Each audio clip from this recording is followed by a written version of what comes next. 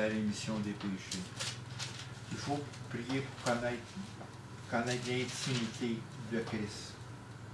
Avoir une intimité avec Christ. Il faut prier et connaître l'amour de Christ. 1 Corinthiens 12, c'est sur quel verset? 1 Corinthiens ou en 12, oui. 12 à 14. 12 à 14. Oh, Ouais, 12 à 14, oui. merci.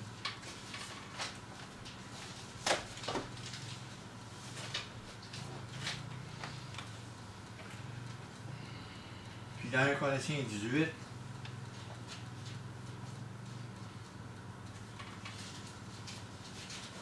c'est l'autre partie, l'autre mystère, c'est qu'il est la tête du corps de l'Église. Et là, il identifie l'Église. Il est la tête du corps de l'Église.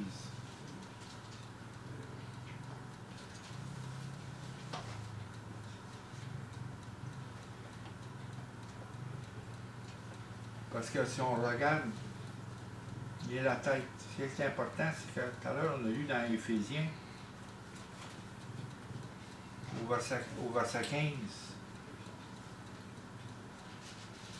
mais que professant la vérité dans la charité, nous croissions à tout égard à celui qui est le chef, Christ. Il est la tête de l'Église. Et c'est son corps. C'est en lui que nous sommes édifiés dans la charité. C'est en lui.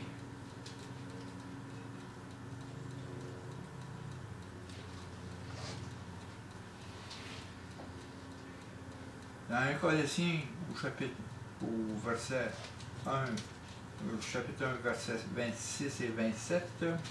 Un Colossien ou Corinthien? Un Colossien. Le mystère caché de tout temps et dans tous les âges m'a révélé maintenant à ses saints, à qui Dieu a voulu faire connaître quelle est la glorieuse richesse de ce mystère parmi les païens, savoir Christ en vous, l'espérance de la gloire.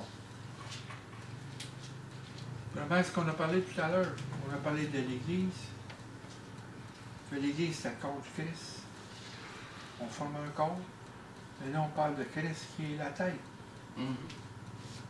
C'est Christ qu'il faut chercher pour qu'il règne notre vie, pour qu'il règne en nous. Il n'est pas venu sans sauveur. C'est pas juste l'affaire de croire en lui seulement, mais c'est s'approcher de lui, faire des gestes, que lui vit à travers nous.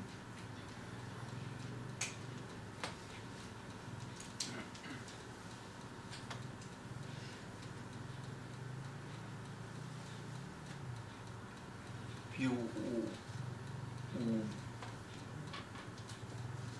chapitre 2, au verset 2,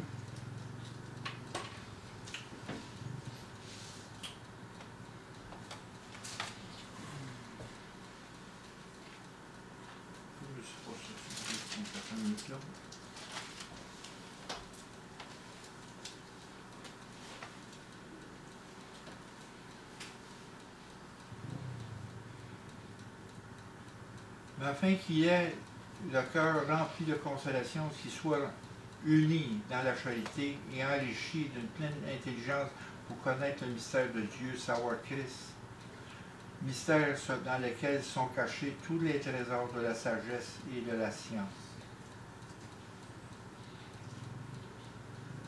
C'est pas simplement croire au Seigneur Jésus, c'est centrer notre foi et notre engagement sur la personne de Christ. C'est centrer notre foi. Notre foi, c'est sur lui. On peut discuter dans bien des choses dans la parole. On peut discuter des tribulations, quand est-ce que ça va venir. Mais le point central, qu'est-ce qui est plus important? C'est notre foi en Jésus. Il faut centrer notre foi sur lui Parce que c'est lui qui s'est donné pour nous. C'est lui qui est mort pour nos péchés. C'est lui que Dieu a ressuscité par sa puissance. C'est la base de la foi. Jésus est venu pour nous délivrer de ce monde-là, pour nous emmener dans une autre pensée, dans une autre réalité. Ne pas se conformer au cercle présent, à la mode de vie aujourd'hui qui est sur la terre. Il faut nous affectionner avec les choses qui sont en haut. C'est tout un autre mode de vie, là. C'est ça qu'il dit dans Éphésiens 3, 16, 17. Il faut que Christ habite en nous par la foi. Que son amour soit enraciné en nous. C'est pour ça, car c'est en lui que nous sommes édifiés dans la charité. C'est Jésus en nous qui nous édifie dans la charité.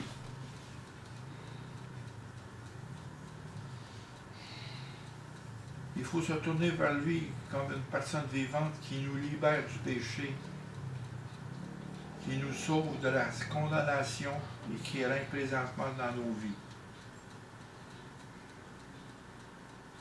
La foi qui sauve représente beaucoup plus que le fait de croire à des vérités sur Christ. La foi nous pousse à nous approcher de lui. Le connaître, il faut que tu t'approches. C'est comme un mariage. Ben, tu te maries, ben, si dans la vie du mariage, tu connais ton conjoint plus, tu t'approches. Pas tout de suite demain. Il faut que tu t'approches, c'est pareil comme le Christ. L'Église, c'est son épouse, c'est sa fiancée. Il faut s'approcher de lui et demeurer en lui. Et engager notre vie troublée à son service. Engager nos vies troublées à son service. On a des tribulations. Avec l'assurance que cette vie, il nous conduira de même que sa parole et le Saint-Esprit à la présence du Père.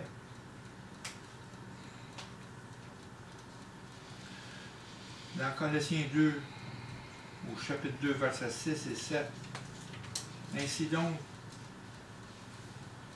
quand vous avez reçu le Seigneur Jésus-Christ, marchez en lui.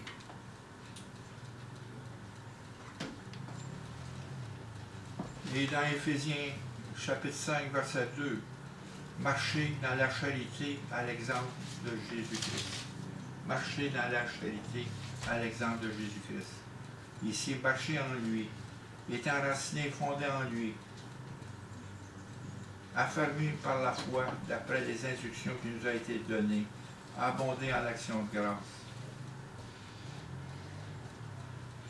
Puis au verset 19, en Colossiens, au chapitre 2, il dit, sans s'attacher au chef, dont le corps assisté et solidement assemblé par les jointures et les liens de l'accroissement que Dieu donne. Sans, il faut s'attacher au chef. Remarquez, il reprend exactement ce qu'on a vu dans les Éphésiens. Nous croissons à tout égard en celui qui est le chef.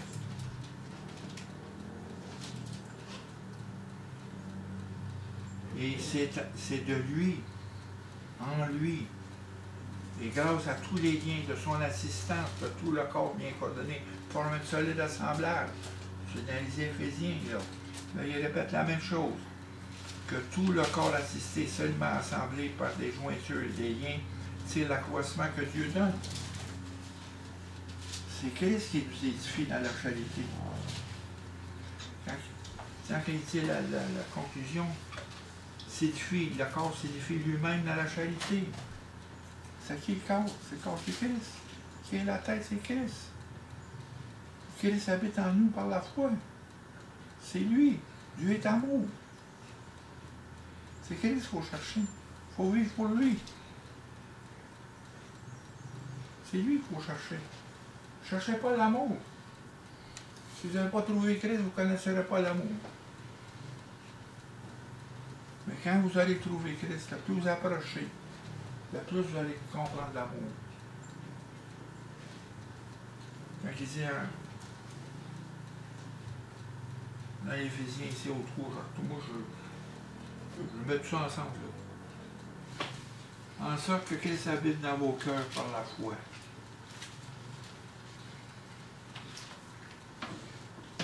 Et qui est enraciné et fondé dans l'amour. Vous puissiez comprendre avec toutes les saints. C'est pour ça qu'il dit ici, parvenez à l'unité de la foi. Et dans la connaissance du Fils. Comprendre avec toutes les saints. Parce que la parole s'explique dans la parole. Vous n'avez pas besoin de chercher ailleurs. Là. Si vous lisez, là, vous faites toute la synthèse, vous avez tout. La parole s'explique par la parole.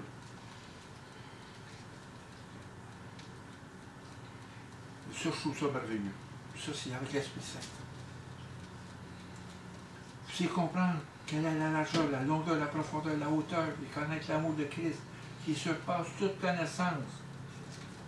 C'est pas par la tête qu'on peut comprendre ces choses-là. C'est par lui en nous. La manifestation. La charité, c'est la manifestation de l'amour de Christ en nous.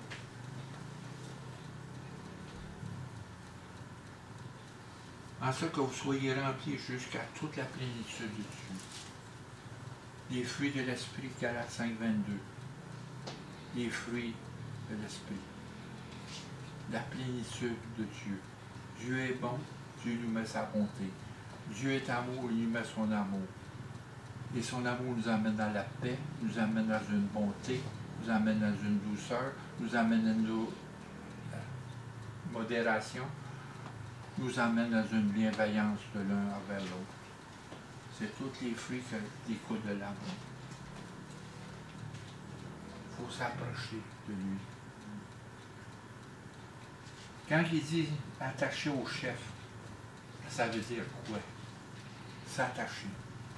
Si on s'approche, il faut s'attacher à lui. Avoir Christ avant toute chose dans nos vies. Être le Seigneur dans nos vies. Pas juste un sauveur. Il faut être le Seigneur. Il faut qu'il règne dans nos vies. Il faut qu'il règne ici, parmi nous, entre nous, ici, dans cette petite communauté. Même si on est dispersés un bord de l'autre, on déménage nos réunions. Mais il est avec nous, partout, partout, partout. Il est dans nous, il est partout. Je n'ai pas besoin d'une cathédrale pour ça, une grosse affaire, avec des grosses colonnes. Nous sommes la colonne des églises. La vérité est la colonne. Nous sommes les colonnes. Dieu fait de nous des colonnes pour son Église. Demeurez en moi. Quand il dit en Jean 15, chapitre 4, au verset 4, excusez. Demeurez en moi, je demeurerai en vous. C'est ça s'attacher. Demeurez en moi, je demeurerai en vous. Approchez-vous, je veux m'approcher. Et au verset 9 et 10, dans le chapitre 15, comme le Père m'a aimé, je vous ai aimé. Demeurez dans mon amour. Demeurez dans mon amour. Si vous gardez mes commandements, si vous gardez mes commandements, vous demeurez dans mon amour, de même que j'ai gardé les commandements de mon Père et que je demeure dans son amour. Demeurez dans son amour.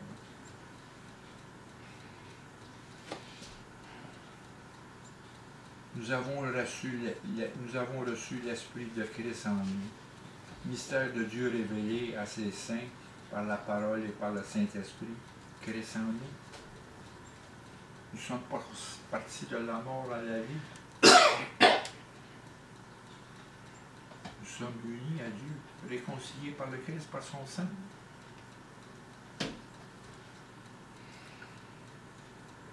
Ce qui veut dire demeurer en moi, c'est rester et vivre en lui, vivre pour lui.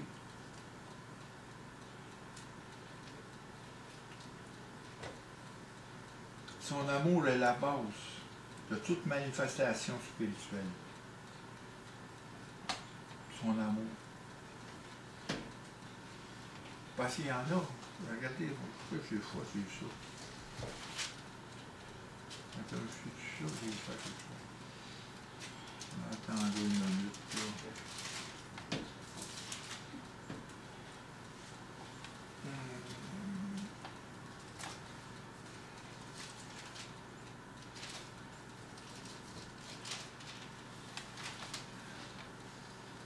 Il y en a que dans l'Église, ils exercent des dons spirituels, mais ils ne font pas avec l'amour de Christ. Ils prêchent, mais ils ne font pas avec l'amour de Christ. Ils prêchent pour leur ventre, pour leur contrôle. Mais l'amour de Christ n'est pas là. Il faut avoir l'amour. Transporter cet amour-là. Attends.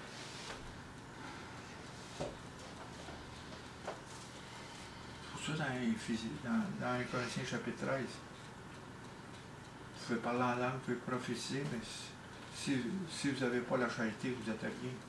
C'est parce que l'amour de Christ n'est pas là, c'est pas fait par amour. C'est fait juste par leur propre édification.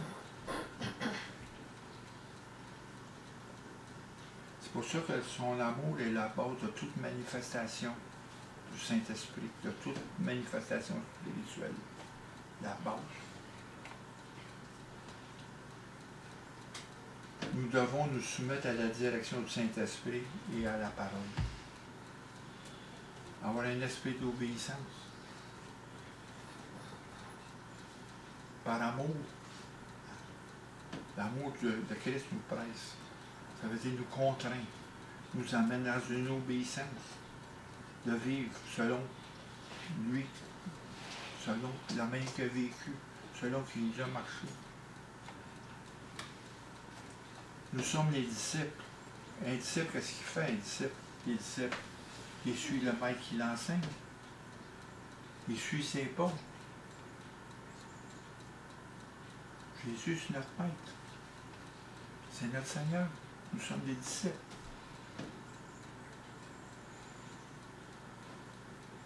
Puis la foi et l'amour vont de pair. Je ne peux pas séparer les deux, la foi et l'amour. Dans la foi, c'est engagé par l'amour.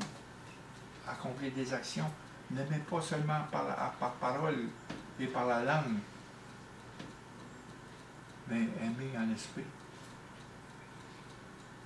Par des actions. N'aimez pas, je ne veux pas dire j'aime. On dilue le mot. Mais il n'y a aucune action. On dilue le mot amour. Ce qu'on entend.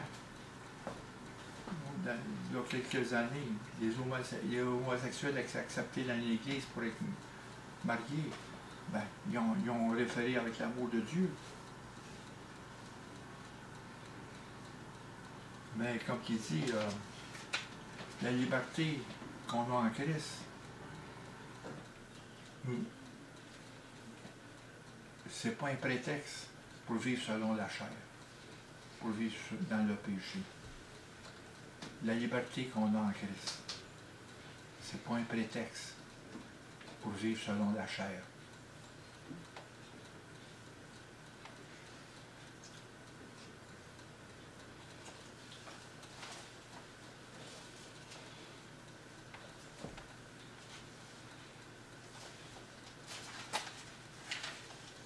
Comme dans Galates 5:13, il dit, frères, vous avez été appelés à la liberté, seulement ne faites pas de cette liberté un prétexte de vivre selon la chair, mais rendez-vous par la charité, serviteurs les uns les autres.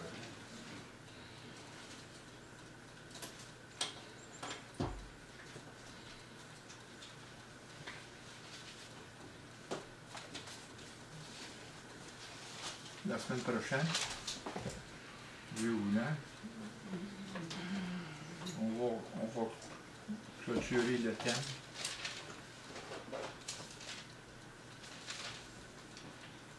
définir l'amour de Dieu comme le pont, un pont. Un pont qui va au-delà des eaux troublées, qui va d'une rive à l'autre, qui va au-delà de nos différences. L'amour de Dieu est un pont. Parce qu'on est toutes des personnes différentes. Et quand on parle des liens, un solide assemblage, c'est qu'on parle de ce pont-là qui nous unit, l'amour. On est tous différents.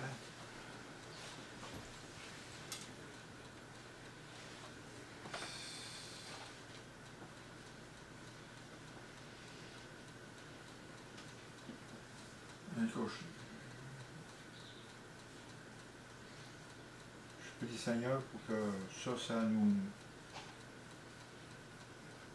qu'on comprenne ces choses. Qu'on comprenne aujourd'hui son message. Il faut chercher Christ. Un coup là, après ça, laissez l'amour de Christ venir à vous. Laissez-le venir graduellement. Ne cherchez pas l'amour, mais laissez l'amour de Christ venir à vous. Approchez-vous de lui. S'il faut prêcher, c'est Christ qu'il faut prêcher.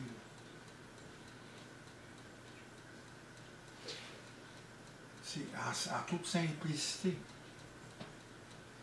Parce que chacun de vous ici connaissez la parole. Chacun de vous, vous en connaissez autant que moi.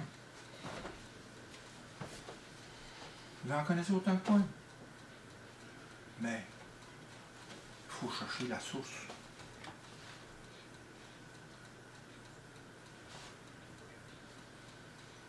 Il faut mettre Christ dans notre vie. Pas juste croire, pas juste s'asseoir, ou laisser passer les choses. Mais il faut vivre pour lui. Il faut marcher par l'Esprit. Nous obéir à où l'Esprit veut nous emmener. Dans quelle direction? Pas dans la direction qu'on veut, mais dans sa direction.